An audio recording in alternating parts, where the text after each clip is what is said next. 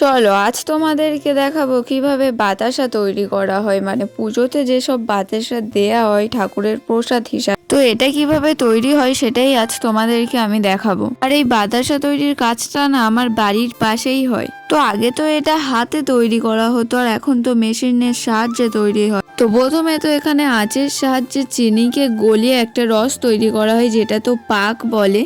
তো তারপর তো এটা মেশিনের মধ্যে ঢেলে বাতাসের শেপে কাটা হয়। আর এই চিনির রস করা সেটাকে আবার মেশিনের মধ্যে দেওয়া, আর এই কাজটা না অনেকটা রিস্কি হয়ে থাকে। তো আমরা দূর থেকে দেখে কাজগুলোকে যতটা সহজ ভাবি, কাজগুলো কিন্তু অতটা সহজ হয় না। তো বাতাসাগুলো কাটার পর তো একটা জায়গাতে ঢেলে সেগুলোকে ঠান্ডা করতে দেয়া, তারপর এখান থেকে প্যাকিং করে যেখানে অর্ডার থাকে সেখানে ডেলিভারি করে দেওয়া হয়। তো তোমরা যদি পুরো ভিডিও দেখতে চাও তাহলে এই পুরো প্রসেসটা আমি তোমাদের সাথে শেয়ার করব, সেটা কমেন্টে জানিও। তো ভিডিওটা ভালো লাগলে চ্যানেলটা সাবস্ক্রাইব করে একটা লাইক করে দিও।